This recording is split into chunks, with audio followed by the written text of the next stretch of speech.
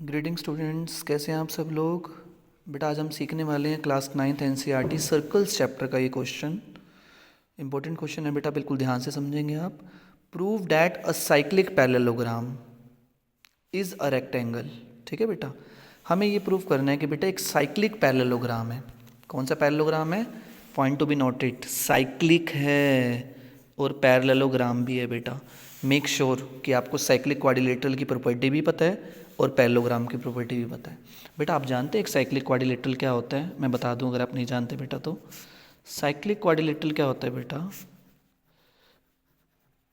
Cyclic quadrilateral की property क्या होती है बेटा? इसमें जो अपोजिट एंगल्स होते हैं ना बेटा, वो सप्लीमेंट्री होते हैं। समझ रहे हैं आप बात को? साइक्लिक क्वाड्रिलेटरल में बेटा अपोजिट एंगल्स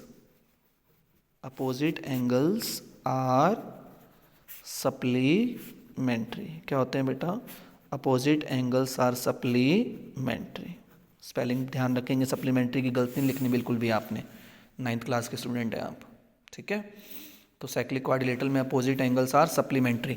सप्लीमेंट्री का मतलब ही जानते हैं ना कि सम इज 180। सम कितना जाएगा बेटा? 180। ठीक है बेटा, आइए बेटा, तो साइक्लिक है, बनाइए बेटा एक सर्कल। तो बेटा क्वाड्रिलेटरल कहाँ आएगा? सर्कल के अंदर आएगा, तभी तो साइक्लिक कहलाएगा, है ना। और वो कह रहा है जब सर्कल के अंदर आप एक पैरेललोग्राम बना देते हो ना, तो वो पैरेललोग्राम नहीं होता जी, वो क्या हो जाता है? रेक्टेंगल हो जाता है। क्या हो जाता है? रेक्टेंगल, है ना बेटा। तो ये हमें गिवन है कि एक पैरेललोग्राम है। आप जानते हैं पैरेललोग्राम के अपोजिट साइड्स इक्वल भी होती हैं और पैरेलल भी होती हैं, और पैरेललोग्राम के अपोजिट एंगल्स क्या होते हैं बेटा? इक्वल होते हैं, है ना बेटा।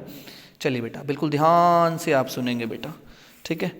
अच्छा बेटा, चलिए प्रूफ करें बेटा क्वेश्चन को, ठीक है। गिवन में अगर आपने लिखना है तो बेटा आप लिख सकते हैं। क्या लिखेंगे बेटा? अ साइक्लिक पैरेललोग्राम, अ साइक्लिक पैरेललोग्राम। पैरेललोग्राम की स्पेलिंग में गलती लिखनी है, पैरेलल ओ ग्राम, ठीक है। पहले पैरेलल फिर ओ फिर ग्राम, ठीक है। A cyclic parallelogram ABCD is there, ठीक है बेटा। अच्छा, टू प्रूव में क्या लिखेंगे बेटा आप? क्या प्रूव करना है आपको कि रेक्टेंगल है? तो पैरेललोग्राम रेक्टेंगल कब बन जाता है बेटा? आप जानते हैं ना, जब हर एक एंगल 90 डिग्री हो जाता है। तो आपको प्रूव करना है ABCD, ठीक है बेटा। ABCD, हर एक एंगल को आपने क्या प्रूव करना है? Right angle, that is 90 degree, ठीक है बेटा। आइए, बहुत छोटू सा क्वेश्चन है बेटा, प्रूफ कर दें जल्दी से, ठीक है। क्योंकि बेटा ये एक साइक्लिक है, तो साइक्लिक है तो अपोजिट एंगल्स, ए के सामने कौन है? C, ए के साथ कौन है? B, ए के साथ कौन है? D। लेकिन A और C बेटा अपोजिट एंगल्स हैं, B और D भी अपोजिट। अपोजिट मतलब आमने सामने, ओके बेटा। तो बेटा आप जानते हैं A और C दोनों का सम कितना आएगा बेटा? कितना आएगा दोनों का सम? 180 आएगा। क्यों आएगा 180 बेटा? बिकॉज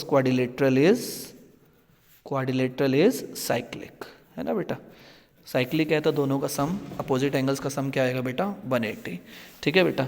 लेकिन आप ये बात जानते हैं, बट एंगल A किसके इक्वल है बेटा? एंगल C के इक्वल है। क्यों इक्वल है? Because quadrilateral is parallelogram. और ये कौन से एंगल्स हैं बेटा? Opposite angles. कौन से एंगल्स हैं? अपोजिट एंगल्स, ठीक है बेटा। समझ रहे हैं आप?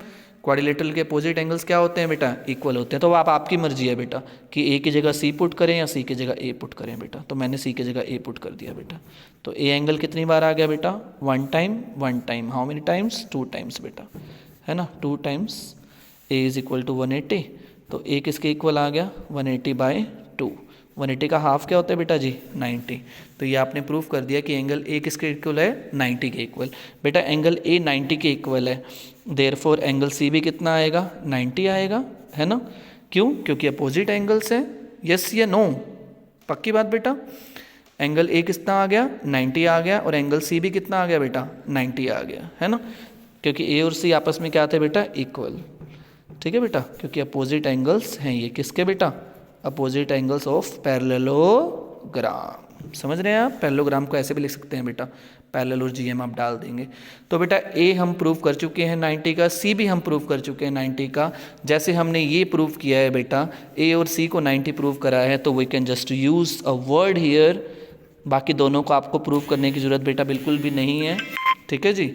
बिल्कुल भी 1% भी बेटा आपको प्रूफ करने की ज़रूरत नहीं है कि बी और डी क्या है, 90 के हैं। ये आप जानते हैं बेटा, इन दोनों का सम भी कितना आएगा, 180 आएगा। लेकिन क्योंकि पैरेललोग्राम के हैं ये एंगल्स, तो अपोजिट एंगल्स इक्वल होंगे। जब 180 को इक्वल आप बांटेंगे तो बेटा 90 ही आएगा। एक में आप प्रूव कर चुके हैं, दूसरे में आपको प्रूव नहीं करना। आप सिमिलरली वर्ड यूज़ करेंगे। सिमिलरली बी कितना आ जाएगा, वो भी 90 आ जाएगा, और सी भी कितना आ जाएगा, 90 आ जाएगा। समझ रहे हैं हम बात को? तो पैरेललोग्राम का हर एक एंगल आप प्रूव कर चुके हैं बेटा। कितनी डिग्री है, 90 डिग्री है। तो वो पैरेललोग्राम नहीं है, वो क्या बन गया बेटा, अब रेक्टेंगल बन गया। तो क्या क्या लिखेंगे आप यहाँ पे, as each angle of a parallelogram is a right angle, ठीक है ना। Therefore it is a rectangle, इसलिए ये क्या है बेटा, रेक्टेंगल। समझ रहे हैं आप बात को? उम्मीद करते हैं क्वेश्चन आपको बहुत ही बढ़िया से समझ में आया होगा बेटा, कोई कमी पेशी नहीं रही होगी। स्क्रीनशॉट लेना है बेटा, ले लीजिए, ठीक है। चलिए बाय बाय, मिलते हैं आपसे नेक्स्ट वीडियो में बेटा।